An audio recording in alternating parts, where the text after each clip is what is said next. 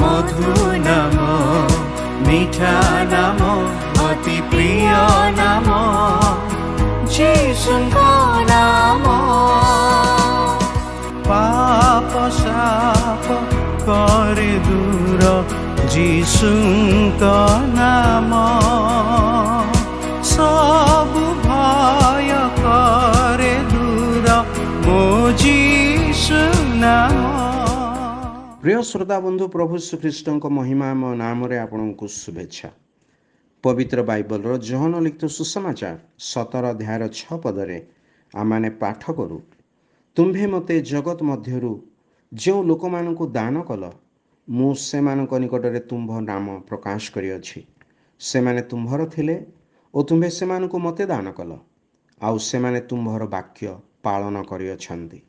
ପିତାଙ୍କ ନିକଟରେ ପ୍ରାର୍ଥନା କରି ପ୍ରଭୁ ଯୀଶୁ ଏହା କହିଲେ। ପ୍ରଭୁ ଯୀଶୁ ଆପଣ ଶିଷ୍ୟମାନଙ୍କ ନିକଟରେ ପିତା ଈଶ୍ୱରଙ୍କ ନାମ ପ୍ରକାଶ କଲେ। ପବିତ୍ର ବାଇବଲରେ ନାମର ଅର୍ଥ ହେଉଛି ବ୍ୟକ୍ତିତ୍ୱ, ଗୁଣ ଏବଂ ଚରିତ୍ର।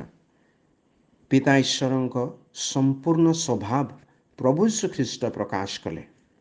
ପିତା ଈଶ୍ୱର ଏହି ପାପମୟ ଓ ମନ୍ଦ ଜଗତରୁ ଶିଷ୍ୟମାନଙ୍କୁ ବାହାର କରି ପ୍ରଭୁ ଯୀଶୁଙ୍କ ହସ୍ତରେ ସମର୍ପଣ କଲେ।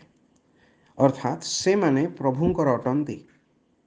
ସେମାନେ ନିଜ ନିଜର ଅଭାବ ଓ ଦୁର୍ବଳତା ସତ୍ତ୍ୱେ ପିତା ଈଶ୍ୱରଙ୍କ ବାକ୍ୟ ପାଳନ କଲେ। ଠିକ୍ ତଦନୁରୂପେ ଆଜି ମଧ୍ୟ ଯିଏ କେହି ପ୍ରଭୁ ଶ୍ରୀଖ୍ରୀଷ୍ଟଙ୍କଠାରେ ବିଶ୍ୱାସ କରି ସୁସମାଚାର ଦ୍ୱାରା ପ୍ରଭୁ ଶ୍ରୀଖ୍ରୀଷ୍ଟଙ୍କ ପ୍ରକାଶନ ପ୍ରାପ୍ତ ହୁଏ, କାରଣ ପ୍ରଭୁଙ୍କଠାରେ ସମ୍ପୂର୍ଣ୍ଣ ଈଶ୍ୱରତ୍ୱ ରହିଅଛି।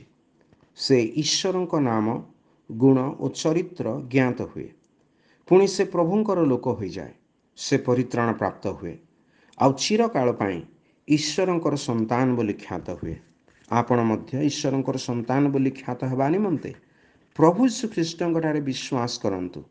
ଆପଣଙ୍କ ନିମନ୍ତେ ଈଶ୍ୱରଙ୍କଠାରେ ଏହି ଆମର ପ୍ରାର୍ଥନା। ଧନ୍ୟବାଦ।